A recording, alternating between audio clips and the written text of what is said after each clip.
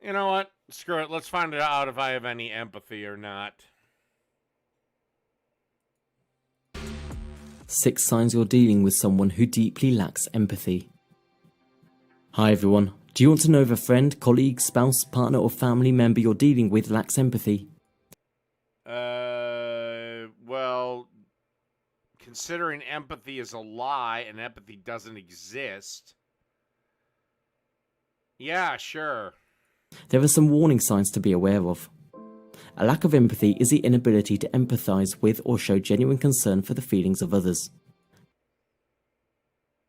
No, I'll show concern for the feelings of others if their concerns and my ability to care about those concerns make sense.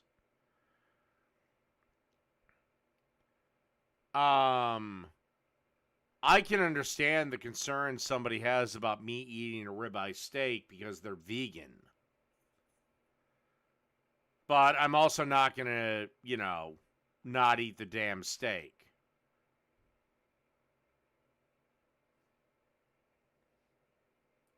People with this trait are pretty difficult to deal with, and the signs can be seen in their behaviour patterns. Activate the notification. However, they can't interpret non-verbal cues or body language to determine people's emotions. Oh my god, and you're a man? Men don't do these nonverbal cues or body language. Men are direct. I'm sorry you have to deal with men. They can't tell when someone is sad, angry or frustrated and behave accordingly. No. This is the thing. If I think somebody's upset, I say, hey, is something bugging you? And if they say, no, nothing's not, no, everything's fine, I'm going to be like, okay. I'm not going to prod them.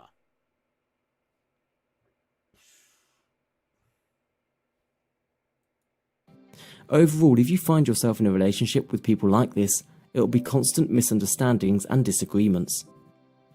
2. Inability to control emotion.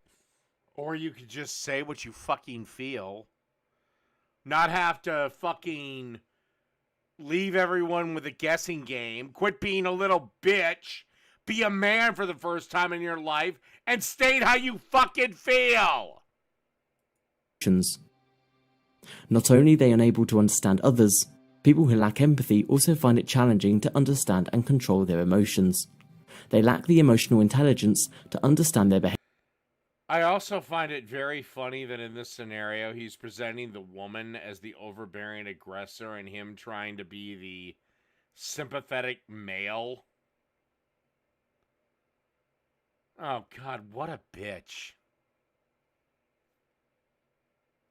Behavior patterns and impulses. Hence, they tend to overreact to situations and people generally. What do you consider an overreaction to what scenario? You know, somebody bumps into me at a bar, I'm not going to do a damn thing. I'm like, yeah, hey, you bumped into me. All right, sorry, no problem. You do you. Got my wallet? Okay, you do you.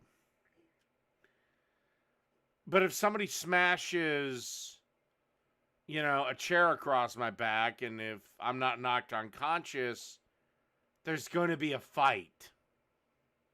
They don't know if their behaviours may cause pain to others. They only know what they want, so they will do it regardless. 3. Self-centeredness. This is also a characteristic of those who lack empathy.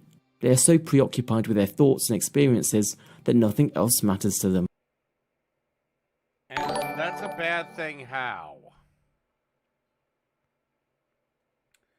Thank you for your subscription or donation. Or I suppose bounty. I don't know what to call it.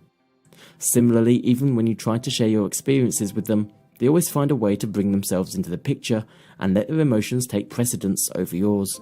Well, normally male feminist bitches like you do that exact same thing, and way more than people like me. They don't find listening to others amusing. Instead, if people are listening to their stories and achievements, it feels like they have gained the whole world on their side. 4. They are excessively critical of others. This is another common characteristic of people who lack empathy. They judge other people's behavior or actions because they find it difficult to understand people. Again, are you just venting about some ex-girlfriend you had?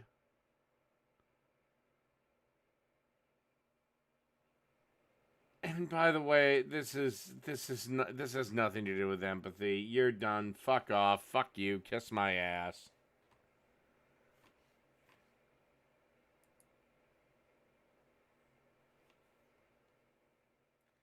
All right, here's the video that was paid for. This episode and others like it are brought to you by the generous support of my patrons on Patreon. If you Yes, an invention of pure capitalism being used by a socialist. I wonder if you'll turn the means of production of your channel over to the people that support you on Patreon. Of course you won't. Anyway, I gotta pee again. I'll be right back. torn pages of history, empires have risen, grown to prominence, and collapsed into the mist of time. The Roman Empire Well, the Roman Empire has not collapsed to the mist of time because, you know, we still talk about it. The Egyptian Empire didn't, or the Egyptian Kingdom, whatever you want to call it, didn't collapse into the mists of history because we still talk about it. Do you know what did collapse to the sands of history? The Kingdom of Wallachia. And you're like, Dave, what the fuck is the Kingdom of Wallachia? Oh, it's only the kingdom Vlad the Impaler ruled.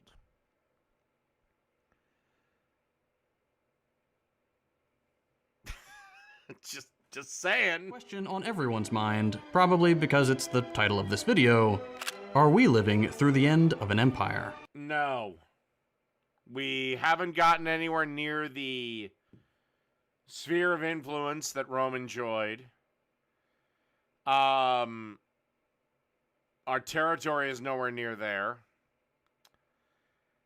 And fuck it.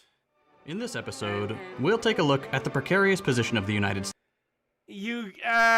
For as much say as we are not an empire, there's a lot of things of, yes, we are. States, and consider some historic parallels to assess whether the US is really in decline. Oh, I love how he only showed Trump, not Obama, not Bill Clinton, not Jimmy Carter, not FDR. All right, I'm ready. Okay, curly hairs on guys has to go. Stop doing this curly hair bullshit. Otherwise, we get to bully you as if you were in middle school. Rome. Or are we doing this as 2 takes? Well, actually, you do know the Roman Empire was not around all that long. Not compared to the Rome Republic. Okay, here we go. I'm ready. Rome. The empire all other empires aspire to be. From their... What? Now, beauty is in the eye of the beholder. breathtaking architecture, to their lavish feasts, to their... They were not the only empire to do this. penchant for feeding people they don't like to wild animals. They definitely were not the only people to do this. At least Romans made a game out of it.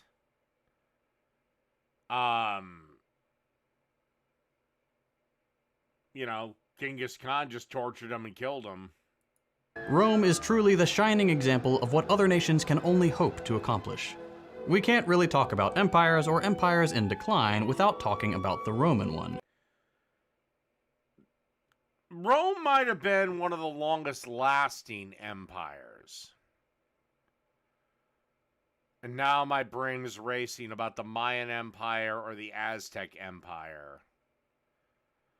But fuck it. They might have been one of the longest lasting, but they certainly weren't the biggest. Or the best run. So, is there something to this comparison? Is the US the new Rome? Well, no. Because, again, by this point, if the analogy is to be true, we should have a United States, an emperor of the United States. We don't. And we don't have anyone clamoring to be that.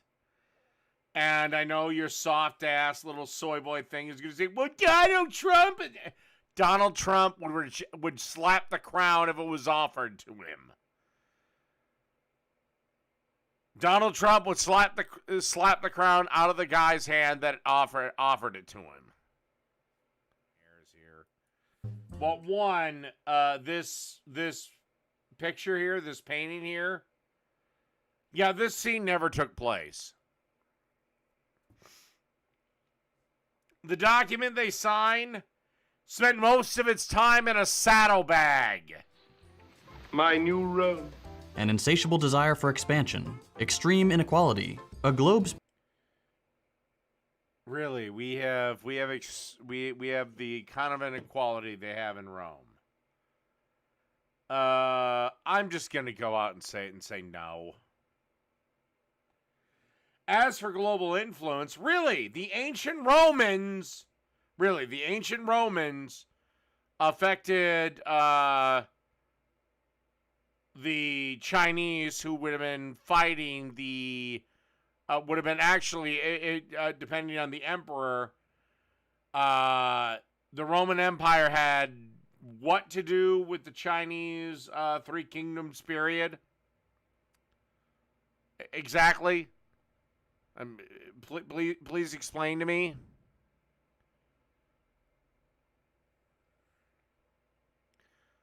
Not for nothing. What did they have to do with that?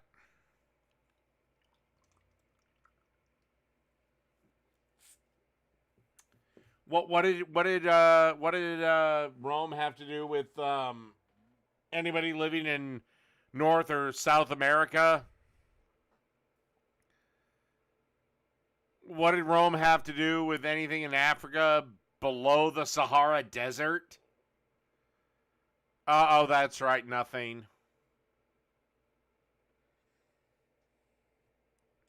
Rome never had a diplomatic corps in China.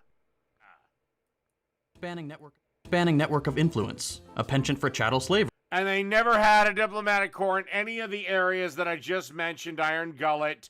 Open up a fucking history book.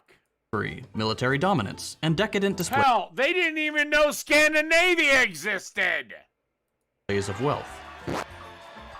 There have been countless books, essays, political diatribes, and social media posts earnestly comparing the United States. No.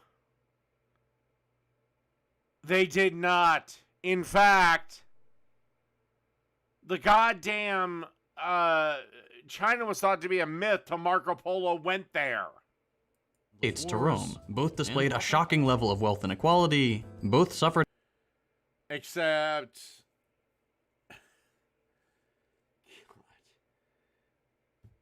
Much like in America, in Rome, you could rise from rag to riches. There were no elections in Rome. However, you could probably buy your way in. But how did people do that? How would a poor man do that? Oh, yeah, become a famous gladiator. No, there is no connection with China and the Roman Empire. I'd love for you to provide proof. The same response to disease outbreaks, which is to say those in power let a whole lot of people die and isolated themselves as best they could. But we should also note that a lot of the people... If you're talking about COVID, that was not an epidemic, it wasn't a plague, it wasn't anything. Making these comparisons are only doing it because they have this weird thing about mythologizing the United States. It's a very young country, comparatively speaking, so what better way to afford it a little extra grandeur than giving ourselves the title of the New Rome, the shining city on a hill, the glorious republic that commands the world itself. That fits very nicely into the whole manifest destiny, American exceptionalism thing. We'll get back to that towards the end of the video. But first, we need to address what the end of an empire actually looks like. I'm sure you've heard the phrase, the fall of Rome. Despite the popularity of the phrase, most academics have moved on from the term fall when talking about the Roman Empire. The consensus now is that it wasn't any single inflection point that triggered a dramatic collapse, but an agonizing, generations-long slide into a decreased standing in the world. There wasn't one single point where we could say, Rome was an empire yesterday, and today it's a failed project. The real world doesn't work like that. There were certainly some instances one could point to as chapter markers near the end of the story. For example, around the year 476, there wasn't really an emperor claiming the vast swaths of land the empire had once held with an iron fist. You're seriously going to say that there was a route to China and they talked to one another in Italy? China and Italy talked to one another between the years 9 AD and 200 AD? Yeah, I don't fucking think so. Sacked multiple times. But what really did the city in was when the supply chain failed. State-subsidized grain shipments on state-subsidized ships tied up at state-subsidized docks. Eventually, as the state was less able or willing to maintain these mundane but crucial projects, things sort of just fell apart over time. It's never one big collapse, it's death by 1,000 cuts. Countless seemingly insignificant failures that together add up to an inability to function. And does America have a grain supply shipment problem? No. We're the fattest nation on earth. In fact, it'd probably be the best thing for America to have a grain supply shipment problem. We'd lose some weight. The Great Depression was caused by easy credit to everyone, thinking that the stock market would never go down, and having most of your money in that. Because I watched documentaries of people that lived through it. People that were adults at the time and were like, oh, yeah, you just had to cover. And you sell a ring or whatever on your thing, you cover, and then you get it out of the pawn shop the next week. Well, eventually that's going to come crashing down. The Red Scares. By the way, we're far better off economically than we were before or after the Great Depression. The Red Scare was Joseph McCarthy being a dickhead, thinking that there are communists everywhere. And McCarthyist pogroms. 9/11. That had nothing to do with economics. That was a terrorist attack. Fuck off and fuck you. The 2008 financial crash and The 2008 financial crash was brought on by people that think like you.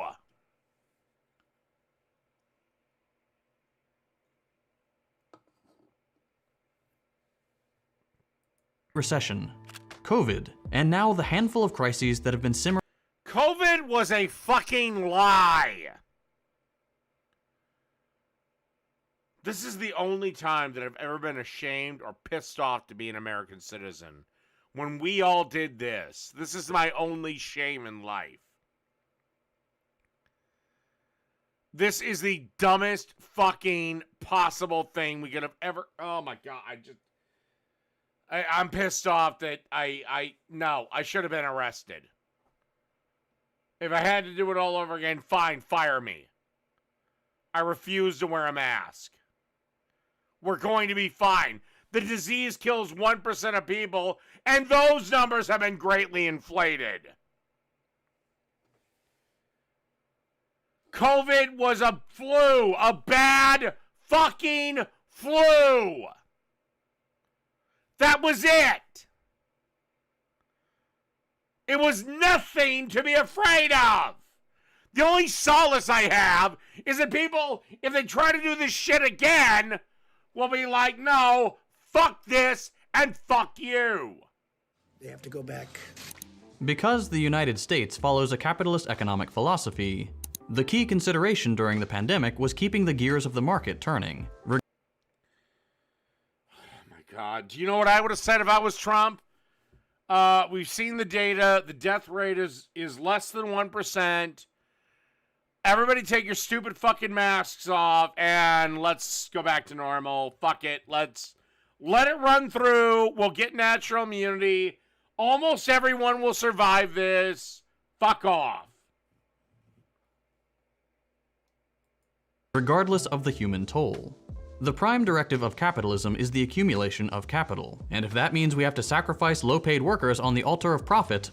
Oh my God, 1 million people have died. And almost all of them had either another health problem or were elderly or came into the hospital and had 6 bullets in them, but also had COVID, so throw them on that million. Again, it's very sad. But grandma, grandpa can't kick out of every one of them. So be it. There was no meaningful difference between Trump and Biden on this issue, despite the two leaders being characterized as polar opposites by the media. Oh, so what is your suggestion? Shut everything down, bring the GDP down to 0, and just everybody stay home? We tried that! It didn't fucking work, fat... No. It's just capitalism is the best. Right? Capitalism is the best. And this was never a pandemic. This was never that lethal of a disease. We way overreacted. And my worry is, what the fuck do we do if we do have a real one? Like something that can kill 1 in 5 people. This killed 1 out of 100. Maybe.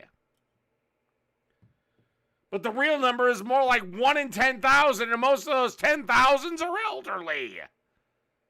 Well, something's got to kill you. Come the challenges they're presented. Like, literally. COVID was not that big of a deal. Just let it run through. Let it kill who it's going to kill. They're going to be mostly people that are 5 minutes from death anyway, or are going to be drains on the tax system. Hate to be that cold about it, but it's true. And just we'll all develop a natural immunity to it, and we'll all be here and fine, fuck off. I guarantee you I've had COVID. I never felt it. I guarantee if they tested me, I'd probably test positive that I had COVID at some point. And not the vaccine kind.